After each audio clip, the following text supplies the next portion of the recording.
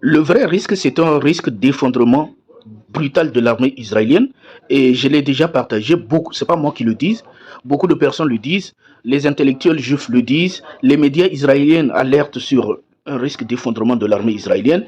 Au fait, toute la brutalité de l'armée israélienne, toute la brutalité qui est en train de se passer en Palestine ou au sud du Liban, c'est tout simplement les signaux au fait d'une armée complètement faible et complètement affaiblie, qui est désespérée et qui est obligée d'user d'une violence excessive pour essayer de maintenir le narratif sur lequel il est encore crédible. En réalité, toutes les preuves, il y a tout ce qui prouve que l'armée israélienne va s'effondrer. Écoutez très bien, c'est pas moi qui le dis encore une fois. De véritables incertitudes. Et quand on apprend ce soir que l'armée israélienne risque de s'effondrer sur elle-même. On a eu quelques informations qui ont filtré dans la presse israélienne. C'est pas moi qui le dis. Je cite la presse israélienne. Il y a eu une réunion de crise hier soir, tard dans la nuit, avec Netanyahou et le chef d'état-major. Et je cite ses propos. À ce rythme, l'armée va s'effondrer d'elle-même. Vous avez entendu, les gars? Est-ce que vous avez entendu? À ce risque, l'armée va s'effondrer. Je vous mets en garde et je lève 10 drapeaux rouges. C'est le chef d'état-major lui-même, Eyaz Zamir, qui le dit en affirmant que l'armée israélienne est sur trop de fronts en même temps. Parce que n'oublions pas, il y a le Liban, ça tout le monde le sait. Donc l'armée israélienne, c'est une armée complètement affaiblie. Et l'armée israélienne va s'effondrer. Au fait, toute la violence qu'ils sont en train de faire, vous savez, actuellement en Israël, ils ne font pas de quartier, ils essayent tout simplement de tout pour essayer de maintenir le narratif qu'ils contrôlent quelque chose. Mais en réalité, l'armée israélienne ne contrôle absolument rien.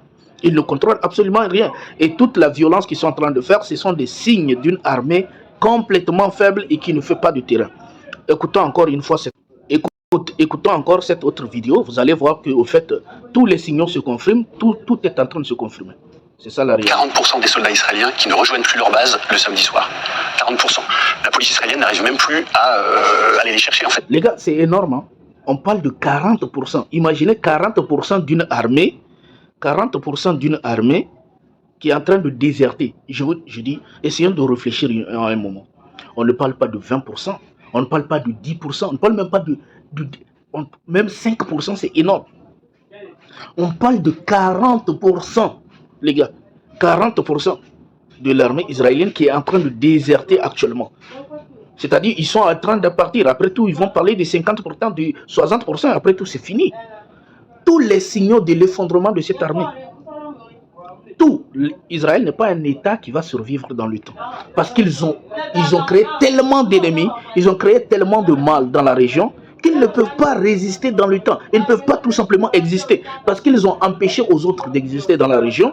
Au fait, eux-mêmes, ils ne peuvent pas exister. En réalité, tout ce qu'ils sont en train de... En fait, je vous dis, la violence d'une armée n'est rien d'autre que la preuve de sa propre faiblesse. La violence dont use l'armée israélienne n'est que la plus grande preuve de la faiblesse de cette armée. Et là, on vous parle de 40%, les gars, c'est énorme. Les gars, 40% d'une armée qui sont en train de déserter. Je vous dis, on vous parle de certains qui viennent du front et qui se garent. Ils se garent parce que c'est insupportable, les gars. Il y a des gens qui... On a vu...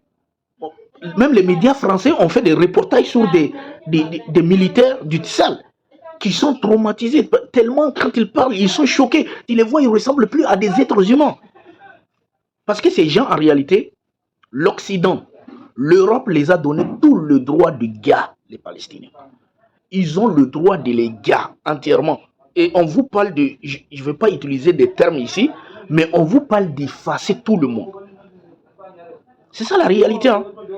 C'est-à-dire que le projet, c'était d'effacer. Donc, premièrement, écoutez, franchement, ça, vous allez voir, c'est tellement choquant. Écoutons. Donc ça, ils votent avec leurs pieds. Et ils ne sont pas tous d'extrême gauche. Il y en a qui sont en PTSD ou qui pensent au suicide. Enfin, il y a vraiment une souffrance très, très, très forte.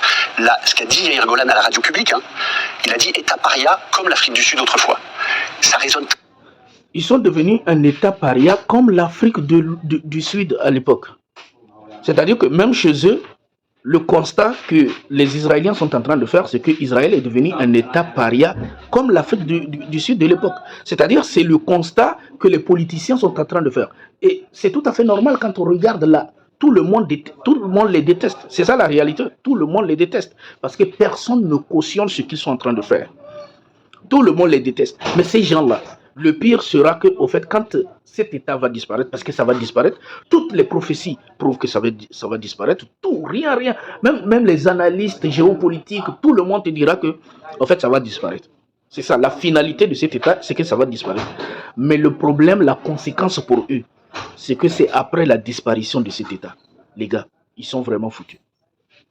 On continue. Très fort dans la société israélienne, c'est, je pense, un levier extrêmement important et qui peut avoir des effets très très rapides sur l'opinion publique israélienne. Mais ça peut faire tomber Netanyahou. Si Netanyahou recule, et donc... Écoutez très bien, ça m'a vraiment choqué. Hein. Écoutez, franchement, c'est choquant, les gars. C'est choquant. Écoutez.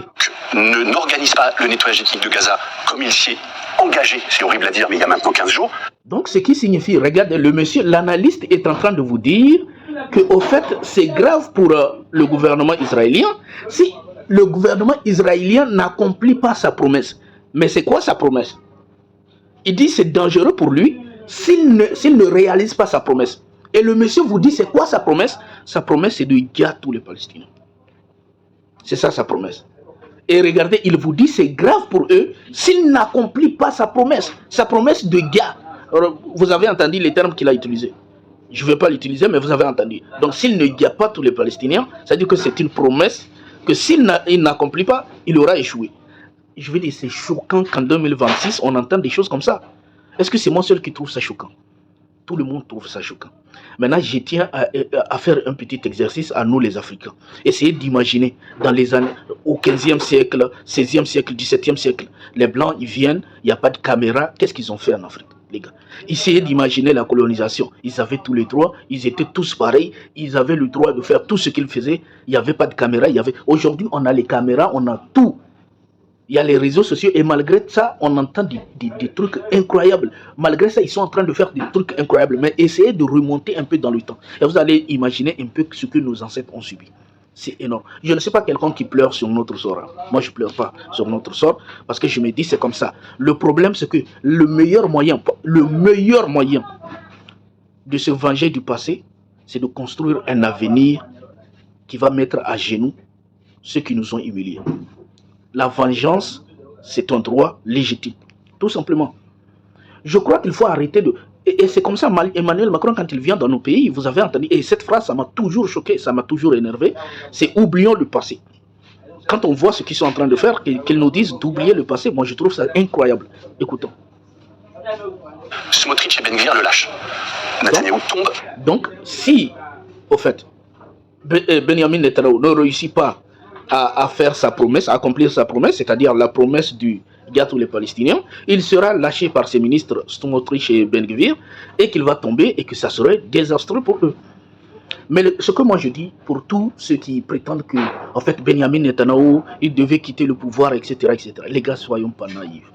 Le problème n'est pas Benjamin Netanyahu. Le problème c'est cet État qui est complètement sanguinaire et illégitime. Le problème n'est pas Benjamin Netanyahu, parce qu'ils ont construit un système basé sur le racisme, sur la haine, etc. C'est-à-dire que même si Benjamin Netanyahu n'est pas là, il y aura quelqu'un qui va faire exactement la même chose. Je tiens à rappeler que cela dure depuis 1978. 1900, ouais. Cela date depuis là-bas. 1978. Cela date depuis là-bas. Et vous n'allez pas me dire que c'est Benjamin Netanyahu. Le problème n'est pas Benjamin Netanyahu. Le système politique israélien est construit comme ça. C'est basé sur la détestation des autres. C'est un système complètement maléfique, les gars. Mais c'est une bonne idée que l'armée va s'effondrer. Mais l'effondrement de l'État est tellement évident que tout le monde est en train de voir. Parce que c'est un État même illégal sur tous les points. Sur tous les points. Et tout ce qu'ils sont en train de faire, la seule chose qu'ils ont réussi, c'est de se faire détester par tout le monde. C'est ça la nouvelle réalité, les gars. C'est choquant. J'ai voulu vous partager ça. Il y a énormément d'informations qui vont arriver. On se dit à très bientôt. Ciao.